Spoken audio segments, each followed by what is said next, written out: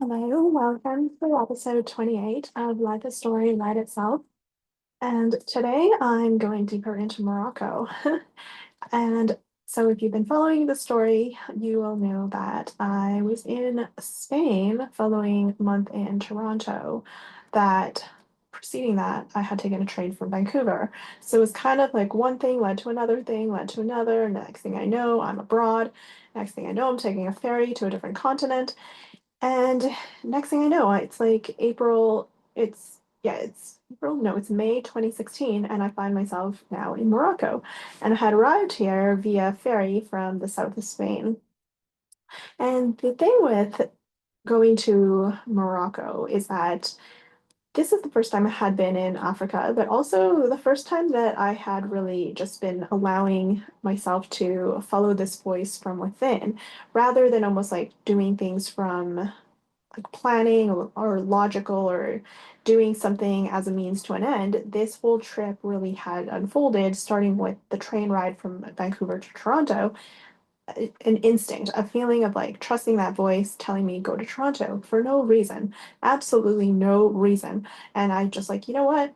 The inherent intrinsic feeling that I feel this pull there, I'm trusting that voice. And that's really what an intuition is. It's putting your mind on the back seat and allowing your intuition to lead, which can feel a little bit backwards at times when you're not used to it, because you're so used to having like an A then B, or like, well, I'm doing this for this, like a means to an end, rather than simply letting your body wisdom lead and not necessarily having to have that analytical thought process like, oh, well, you have to have like a reason why you're going there. It's like, I'm going just because I feel like going. End of story. And this is essentially what happened. It led me to a month in Toronto. A month in Toronto led me to 2 months in Spain. 2 months in Spain led me to now a ferry to Morocco. And despite all of the ideas that, oh, it's not safe for a female to travel on your own and, going solo and whatnot, and, whatever types of things that you may encounter or hear from outside noise of the world, it's really allowing your inner pull and your intuition and your own self-trust to lead the way. And a lot of this because it unfolded so naturally. Like none of this was planned. I wasn't on a tour. I was just solo. And then I had entered in Barcelona from Toronto. And then from there took the train down to Andalusia. And if you had listened to any of the previous episodes, you will know the story of how I came to be from Barcelona to Andalusia, because that was also quite organic. It was not from my mind per se, but just a simple pull and intuition, like breadcrumbs leading the trail, so forth. And this also led to, just 2 months unfolded now. I probably could even have stayed for 3 months, to be honest, in Spain. But lo and behold, I'm now in the south of Spain where I'm getting ideas to go to Morocco. And it turns out that there's actually a ferry from Tarifa. It's just like a two-way, 2 hour ferry ride, which is like seems so ridiculous, so amazing because you're essentially traveling to a whole different continent. It feels like a totally different world, and yet you traverse it in such a short time period. And I just had like whatever I had with me. So it was this whole idea that it was this feeling, like indescribable feeling of not really needing anything in the world, yet having everything already in the world. It's this idea of like this feeling that everything is in this moment. It's somehow this feeling you have when you're untethered, it's open-ended. I don't even have a return ticket. I have no freaking clue when I'm returning. I'm just kind of going on this whim. So it's like this feeling of free floating in a way. And it's this feeling of being so like in a way free because you have so many you can go any which way direction. But even more so that you can allow your intuition to pull you in the direction that it's pulling you to. So it's not that you're just suddenly like free floating, even though it has that feeling of feeling like you're just flying. It's really this idea that there is something there that is pulling you, that you're allowing your inner soul and your inner being to lead the way. When I arrived on the port of Tangier, it's like hustling, it's like bustling, the buildings are so colorful. It's really unlike any other place I'd seen. The rooftops, they have like these glass shards that are really meant for like to protect from intruders, but it looks like very artistic. It's very like beautiful, like aesthetic. wise. And there's like supermarkets. It's like it's very vibrant. The smells are very exotic for someone like me. And it's just so like, most people are wearing or it's a Muslim country and most people are wearing like the abayas and such. And I did not arrive on with an abaya, but at the same time I was a solo traveler and I remember I was wearing like this teal colored t-shirt and just like some jeans or whatnot. And then I obviously had like my luggage with me. And I had kind of just like arrived at the port, and I definitely probably looked like, like not someone that you see every day come arriving on like the ferry. And yet somehow, like, no one necessarily bothered me. Like I was offered like tea and like, oh, come check out this restaurant, come out, check out this place, blah, blah, blah. But to me, it was like nothing.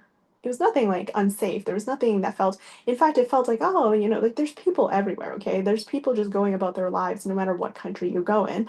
So it's very much this feeling of just being a world traveler, like you're just exploring exotic lands and exotic places. And it's this feeling that whatever I had with me, sometimes you think before you embark on a journey, like, oh, do I have everything I need? I need to make sure I have a plan, like this plan. And, when I had left Vancouver to Toronto, I freaking just took whatever I had with me in Vancouver. It was like just like one suitcase and a half and such. And I did not really do any planning because first and foremost, I didn't even know where this adventure was going to lead, let alone to take me out of the country to Spain for 2 months. And the next thing I know, I'm in Morocco. And obviously I had, shopped, I had bought some new things, I had traded out some clothes I was wearing while I was in different places. I was like, okay, I'm not gonna, I like, things had like I had kind of shifted and turned over things and like as I, things are always dynamic, always in flux, things are not static. So as I'm in Morocco, I still have like my one and a half suitcases. But the thing is, I'm feeling like I don't even need, well, yes, you need stuff, but at the same time, it's like in a way, all that planning and all those things that you think you need, it's like you don't need as much stuff as you think you need. And many times, like you can find the stuff that you need wherever you are. I mean, let's face it, people are obviously living in wherever you're visiting. So it's not like you're going to be, as long as you have your core essentials, obviously passports, documents, your banking, whatnot. I would say these very specific, unique things are probably the most priority. In terms of other things, clothing and um, essential items, things of that nature. In many ways, like I think we often overconsume and overthink about what it is that we actually need. And I often found like I was just wearing like even sometimes the same few outfits. Like a lot of times I wasn't even wearing everything that I had. Mind you, I also kind of just put my entire wardrobe into my bags. So it wasn't really all like that suitable for the climate either. But at the same time, it's that feeling that like it was like this feeling of like when you're in like a new place, there's just an energy, there's just something in the air where it's like you feel like you're on the beginning of a new path. And that's interesting to say because it's like obviously I'm in a new country, I'm in a new place, but I have obviously started this journey like way back in the end of January when I embarked on that train ride from Vancouver to Toronto. So it's like the journey had started a while ago, but every new embarkation, like every new point of departure or arrival, it feels like a new beginning has started. Like whoosh, like this new path has unfolded. The air is different. You're in actually a different land. You're in a different country. Like the people there are noticeably different. They're going away about their lifestyles in a very unique manner. And, I'm like in the heart of the souk at this point, like in Tangier, just arriving at the port. And, actually, I didn't even book my accommodation in advance.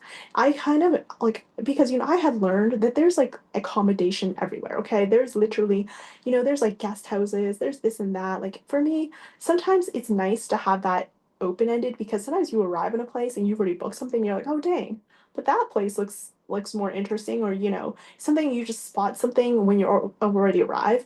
And chances are, like, especially as a solo traveler, there's always going to be room, like, somewhere that you can get. So I often allow my intuition to lead me in that sense. When I don't feel the call or I don't have a clear, like, decision, like, oh, I want to book this place, I just won't even book it. I literally arrive there without a booking, and lo and behold, I'll have like people offering, hey, there's this guest house nearby here, this, and this, and then I can even just wander and like see the places as I'm there.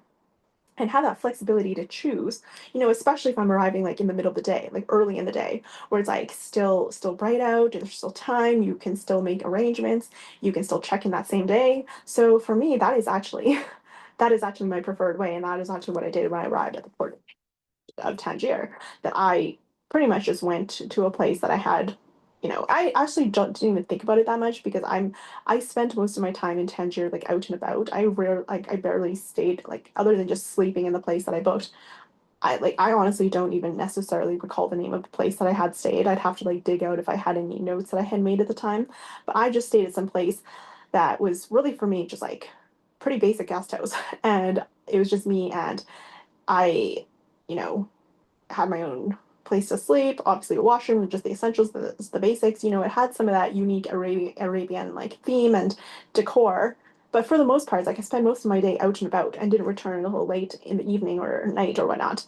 So the guest house was not like a very, very important factor to me. And I found that I didn't spend that much time to actually think about it. I was just like, oh, okay, that looks good. It looks safe, it looks decent, it looks like, somewhere and it's close by like all the main areas and whatever. Like I'm already here, just gonna drop off my bags now and get that done. So that was like super easy. And then I would just go out. I just went out to the cafe and then I wandered the places and I got like Moroccan mint tea and like the sweets and then like some of like lunch and like just in like living day to day, like not, basic things like you need to eat, right? And then maybe you need to go and like do some errands, like you need to exchange some cash to the new currency or something. And then obviously there's places that might draw you in just by way of how it looks or you're like, oh, what's that or something.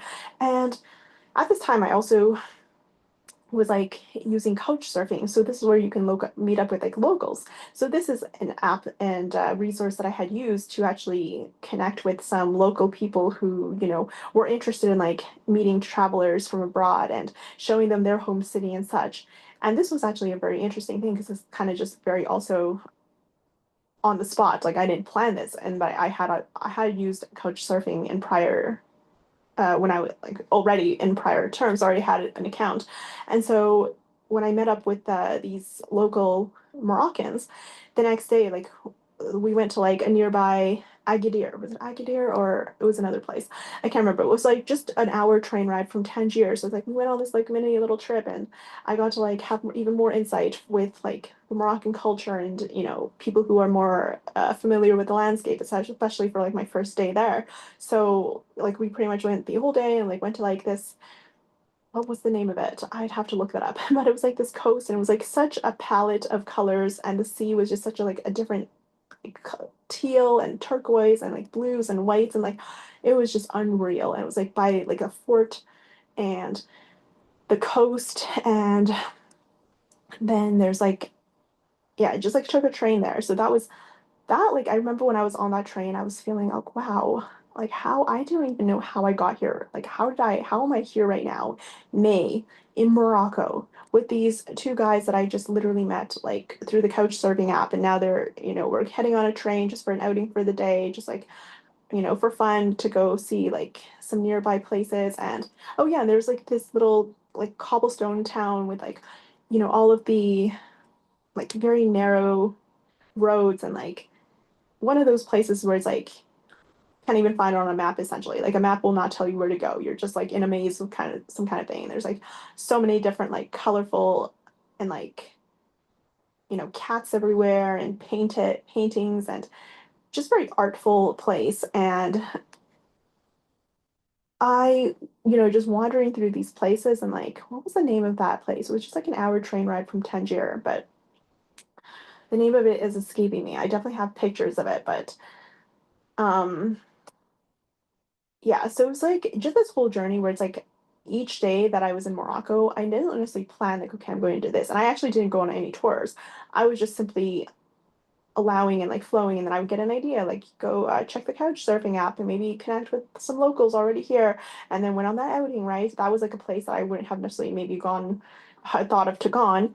And like I just arrived in Tangier. And I spent a month overall in Morocco. And from Tangier, I went down to Fez, which was not far. And there was also like there's also some different places like there's Casablanca and then there's Chef Schwan. Like there are these all these different places, but I often find like I go where I feel pulled, and for some reason I felt pulled to Fez. So that's what I went where I went from Tangier. And from there I went to like Marrakesh, and then I actually connected with Workaway again, which was the volunteer website that I had connected with back in Barcelona that led me to south of Spain and Andalusia. And and this time it was like for a workaway that was in the desert. So that was like way unique. And that was then what led me to like Zagora and then into the heart of the Sahara Desert. And like I stayed with like Bedouins and like a native nomad in their camp. And it was like all these things where it's like I, as a solo female traveler, it's like for some reason it didn't even really feel like that big of a deal. Like if you were to think about it going forward, you'd be like, well, this and this and that. You'd be like, what the heck are you talking about? Like that would feel like so overwhelming and like almost like how is that supposed to happen? Like you might start overthinking and thinking like all these different things and like what do I bring and what do I need to prepare and this and that.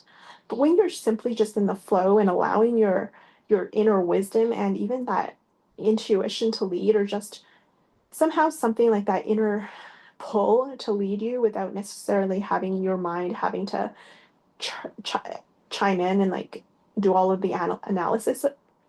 It's like you have to suspend, like you really have to allow your mind to take a back seat to the inherent pull that is pulling you forward, which is how this whole journey essentially was able to come about because I was allowing my mind to take that back seat, become the back seat, like take the back seat to my intuitive mind and just allowing that side of me to pull me forward and to lead.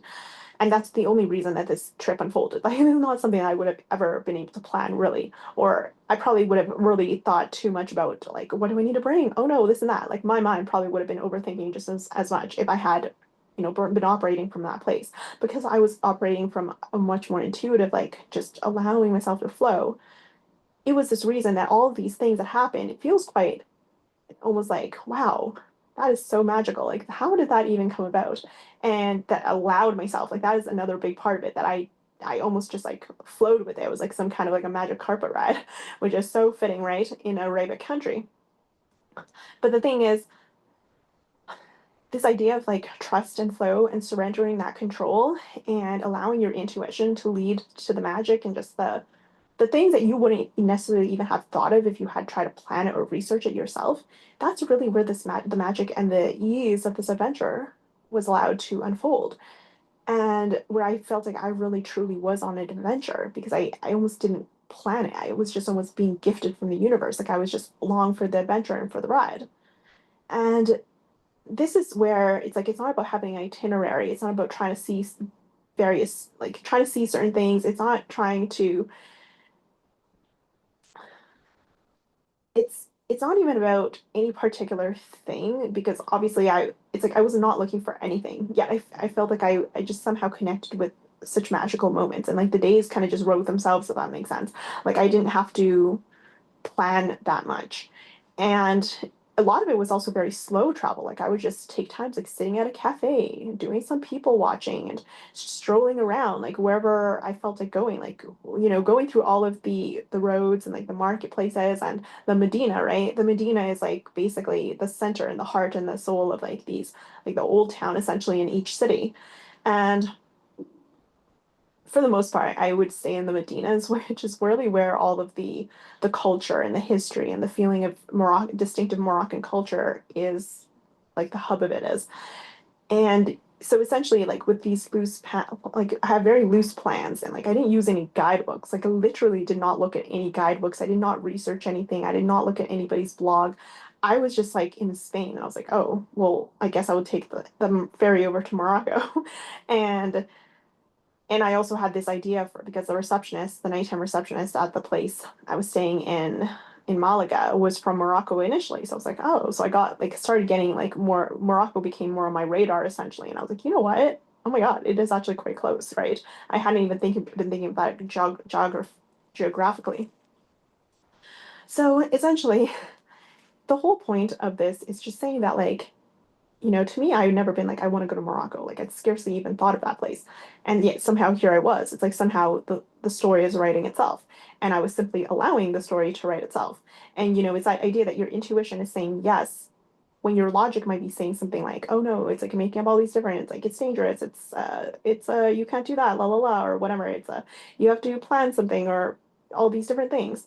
And interestingly enough, I stayed in Morocco for a month. And that was not like I went almost like I got like such a diverse like coastal areas and like Medinas and like bigger cities, and then like the desert and farm and a bit of a couch surfing, but also work away, and like also just doing my own thing on different days and taking the train, and also um having taken the ferry to arrive there in the first place. So there were like just a whole bunch. I felt like I just got a huge, like, I didn't even have to take a tour. I didn't even look at one guidebook when I was there. I just simply allowed my intuition to guide me and to go. And I felt like I kind of got the whole lay of the land in a sense, like in a way. Then, I had like tagine and I had like all these local cuisines and like all the things that you would come across in like a month in Morocco. And I got to go to like a few different places and really almost I feel like get a nice various like a diverse sample of the whole country in that month. And I hadn't even planned that I would stay there for a month, and yet that's what happened. So I do find like somehow my whole travel style has very much been a simple unfolding, going with the path of least resistance, simply going where your soul is pulling you, simply flowing with what happens to be in front of you or whatever is showing up for you and almost beckoning you. And in a way, this is like this is like true travel because you're not almost like following someone else's itinerary. You're not doing something because someone else has told you to. You're not doing something just because you're thinking, oh, well, that's what that is to do. It's like you're essentially an explorer. You're discovering for yourself. You're allowing your soul to bring you to what it is that you want to experience, whatever that may be. So this feeling of magic because there's this feeling of flow. There's a feeling of open-endedness and possibility because you're not constricting it. You're not confining it to like one thing. And when you have that open tap and that open flow, things are more open-ended. There's a sense of freedom that you might not otherwise feel in having things already planned out. Like I mentioned, if I had already booked accommodation, if I had already booked a tour, if I had an itinerary, if I had, gone with a tour guide or this and that, or even another person, I really don't feel I would have had the same experience at all. It would be worlds apart from the solo travel I had, the open-ended, the allowing my intuition to guide me to not even, allowing myself to just arrive a place and then figuring it out from there and not even, necessarily researching ahead of time or doing anything that would require like, okay, what should I do? Or like, I need to get a guide or I need to get a tour or something. It's like just simply allowing my instincts and that sense of curiosity and play and like, wow, that wonder. It's like the world is your playground. So this is really like using your senses, like you're just like being like present, your whole bodily wisdom, and not necessarily that intellectual like analysis and the neck upwards kind of like disconnect from the rest of your body and like your heart essentially. It's like just learning through firsthand feeling and self-trust. And I feel like also when you're by yourself, like you're a solo traveler, that solitude, it allows you, like it amplifies your inner voice because obviously you're not having to discuss with someone else, you're not negotiating, you're not doing this and this.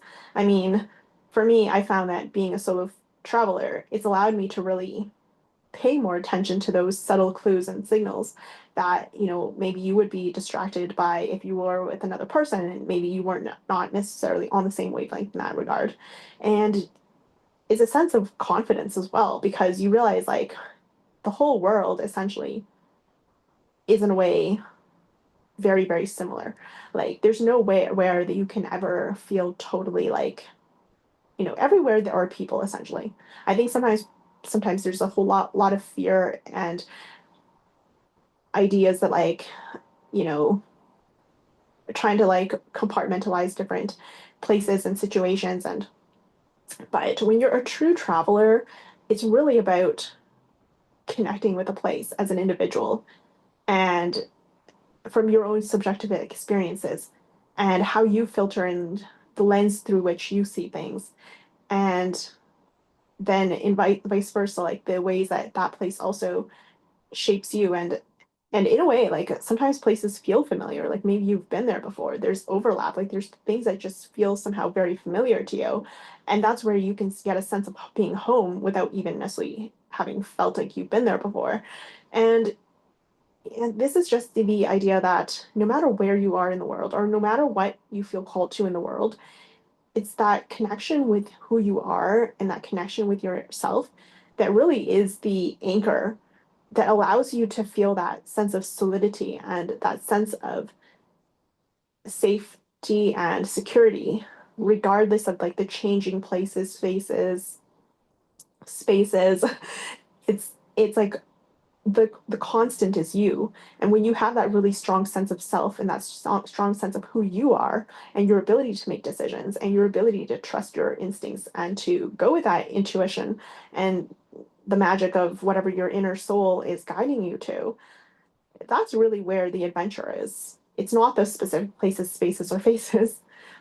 These are all like the changing scenery, the changing settings. What's the constant is you and your relationship with yourself. And that's also what lends itself to the magic of the adventure and allowing yourself to be led by the intuition that brings the adventure to you. So that is episode 28 of Life is Story, Write Itself.